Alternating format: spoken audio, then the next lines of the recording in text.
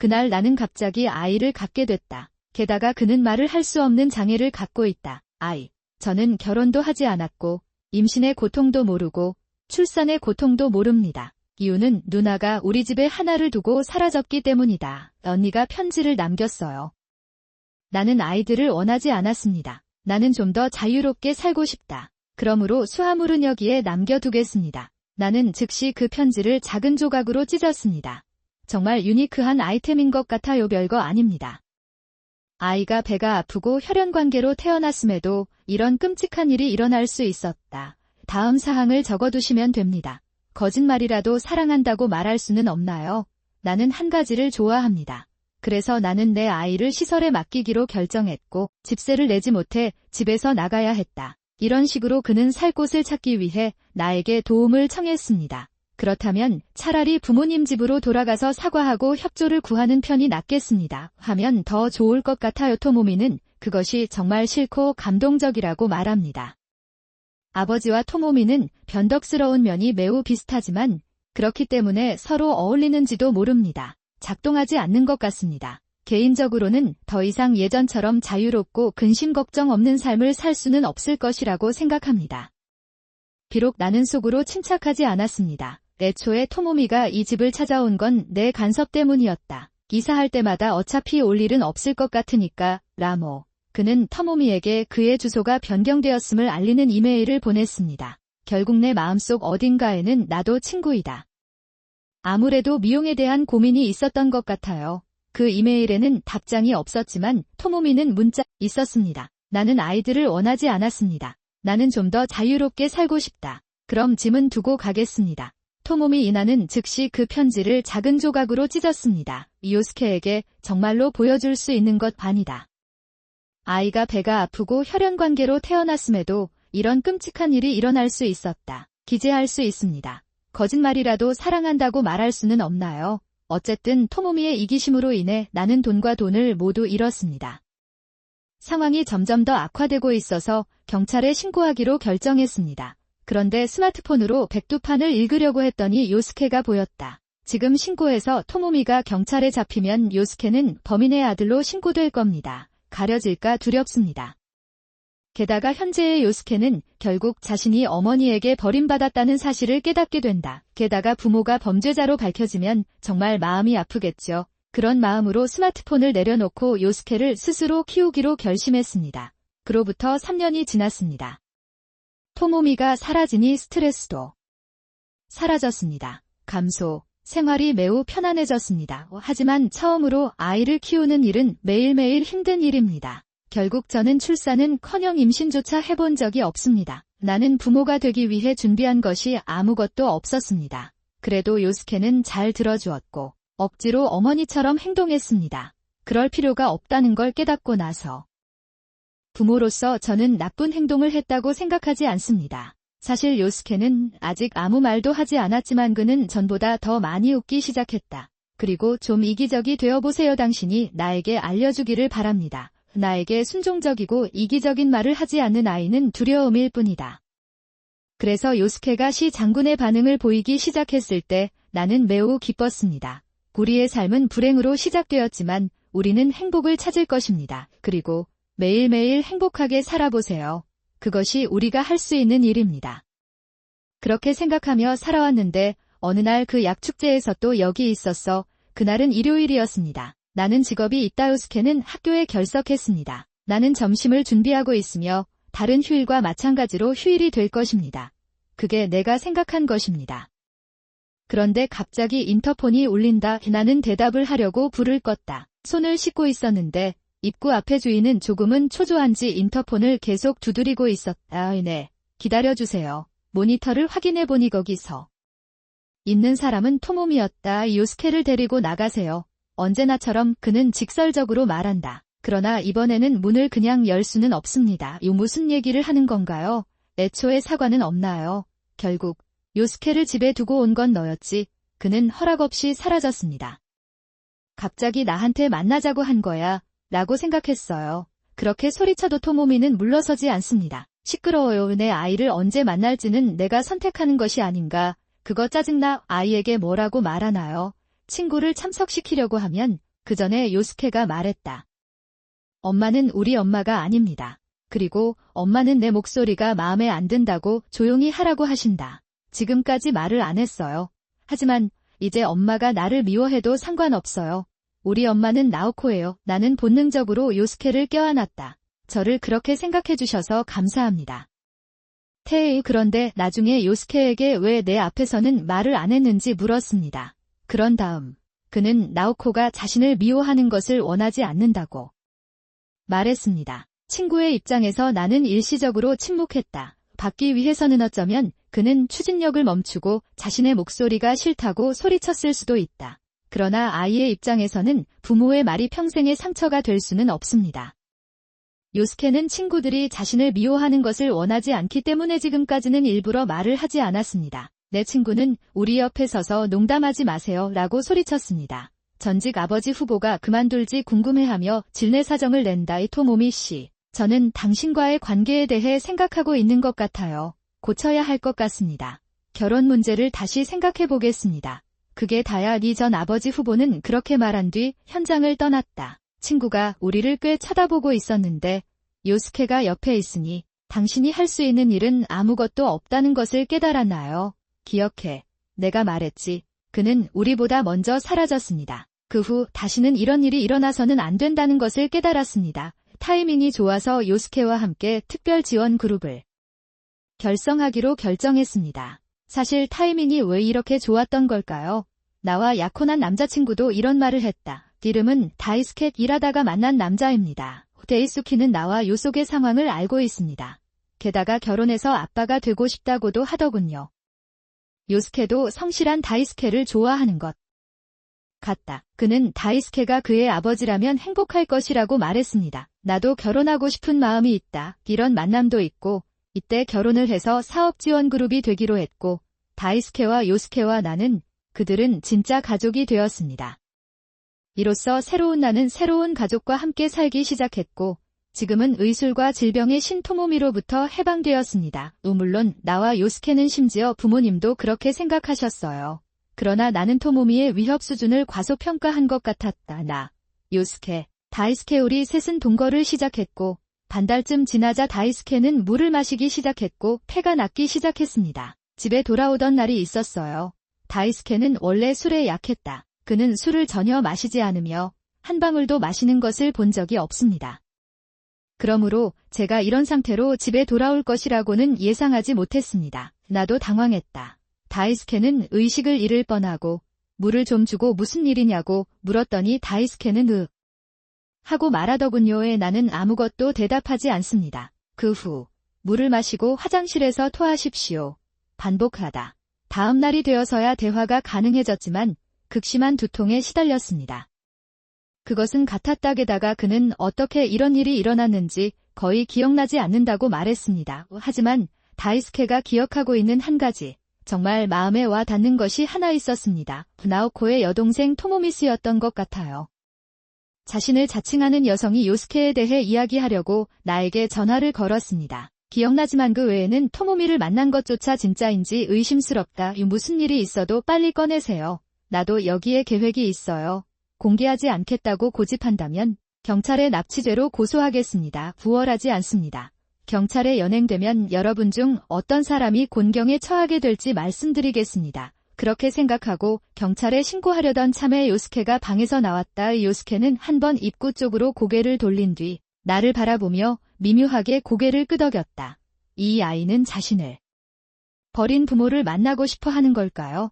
마지못해 현관문을 열고 문을 엽니다. 요스케와 엔트런스는 3년 만에 다시 만난다. 입구에서 나는 요스케를 안아주지도 않았습니다. 그는 땅에 무릎을 꿇고 사과하는 대신 행동을 멈췄다. 새 아빠 소개시켜줄 테니까 따라오세요. 1시간 후 나는 레스토랑에 있었습니다. 요스케는 입구의 태도에 정신을 잃을 뻔했지만 입구의 말에 다시 고개를 끄덕였다. 나는 아무 생각 없이 요스케에게 가고 싶지 않으면 가지 않아도 된다고 말했다. 그러나 요스케는 고개를 저으며 입구로 향한다. 단 3년. 그러나 그것은 부끄러운 일입니다. 나는 이 아이를 사랑으로 대하려고 노력했습니다. 적어도 정문에서는 그러나 아이에게는 아이를 키우는 부모보다 더 중요하다. 아마도 바다의 부모가 더 중요할 것입니다. 또 상처받을 수도 있고 나를 따라 문으로 가세요.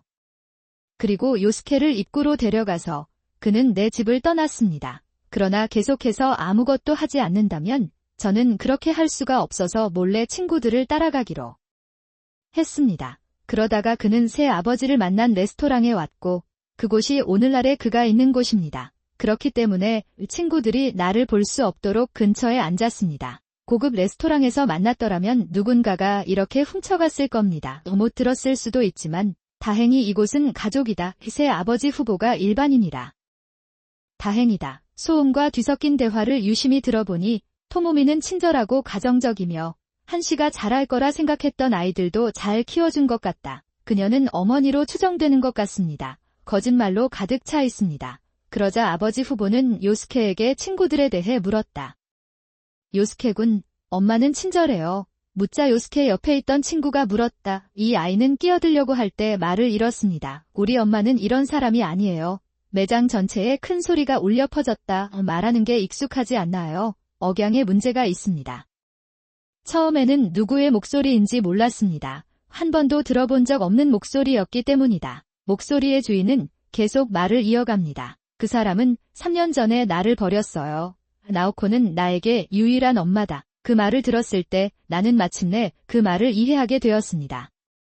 나는 그것을 할 수 있었다. 그 말을 실행한 사람은 누구의 아이인지는 말할 필요도 없습니다. 현관문을 열고 확인해 보세요. 실제로 친구의 배가 부어올랐습니다. 나는 요스케에게 내 방에 있다고 말했다. 성게가 나에게 말했다. 나, 토모미, 다이스케가 이야기를 시작했다. 아무튼 내 부탁은 다이스케에게 책임을 묻습니다.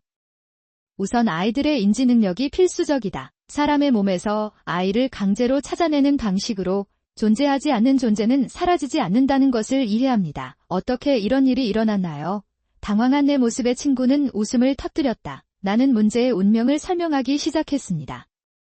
얼마 전 다이스케가 물에서 집으로 돌아왔을 때의 일이었습니다. 토모미는 다이스케의 회사를 조사하고 분명히 그는 내가 일을 마칠 때까지 기다리고 있었던 것 같습니다. 나도 그 이후로 많은 생각을 하게 되었고 요스케에 대한 관심도 생기기 시작했다. 나는 거기에 있었다.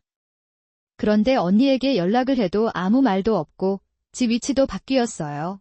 테루, 그렇기 때문에 다이스케 씨에게 물어볼 수밖에 없다고 생각했습니다. 그러다가 다이스케에게 연락해서 술집에 초대해서 이야기를 듣게 되었는데 거기서 그는 술에 취해버렸습니다. 다이스케는 친구들을 호텔에 강제로 몰아넣고 이용했다고 합니다. 그것은 사실일 수 없습니다. 나는 즉시 반대합니다.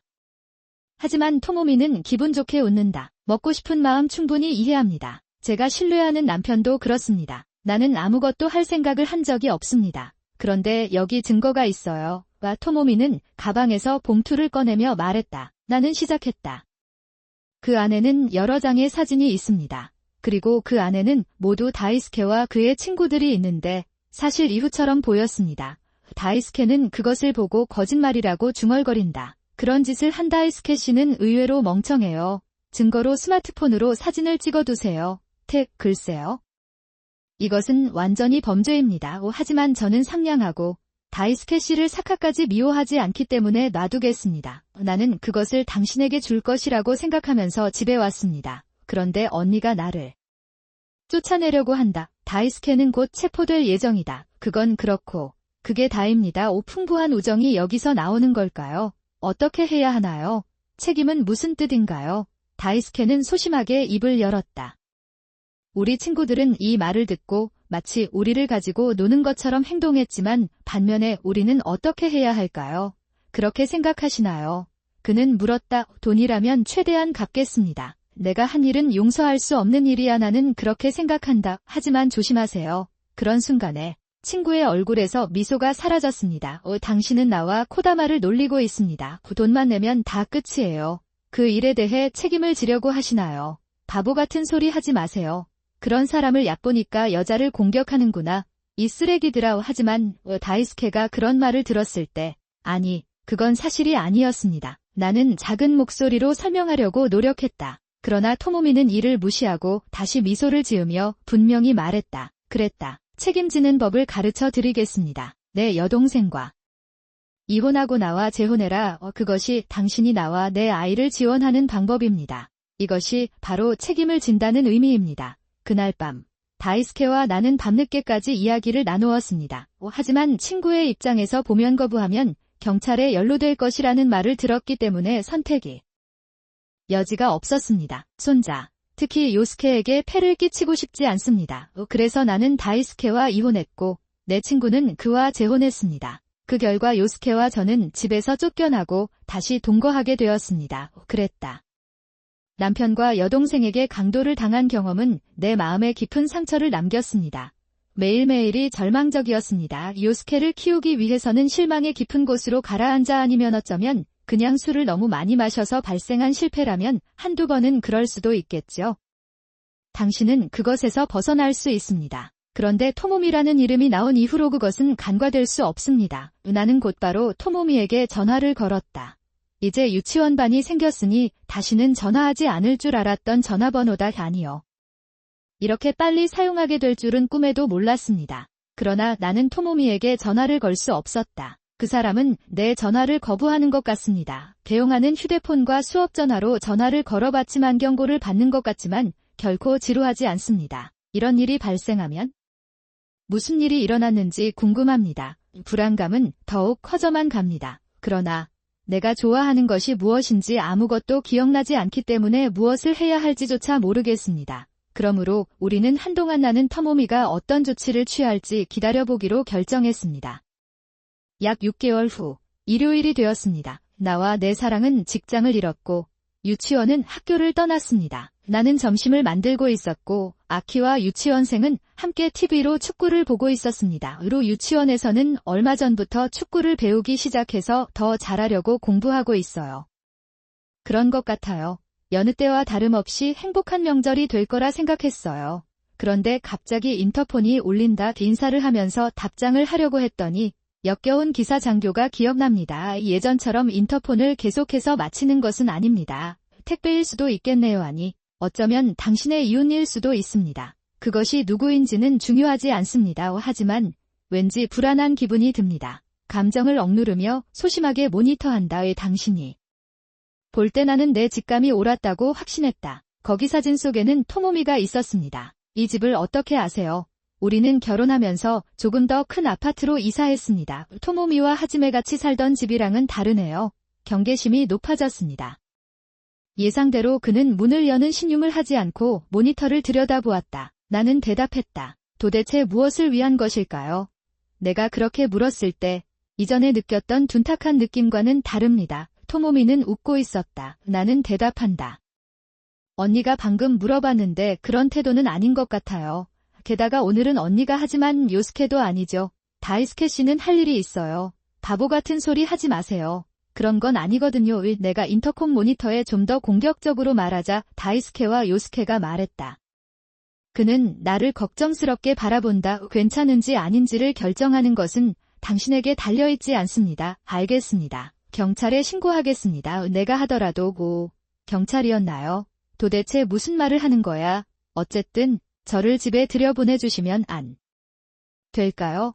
나는 아무것도 할 수 없습니다. 그래서 아무것도 느끼지 않기 위해 일에 몸을 던졌습니다. 그런 나를 보고 요스케는 불안해졌다. 사용하셨나요? 무슨 말을 해야 할지 모르시나요?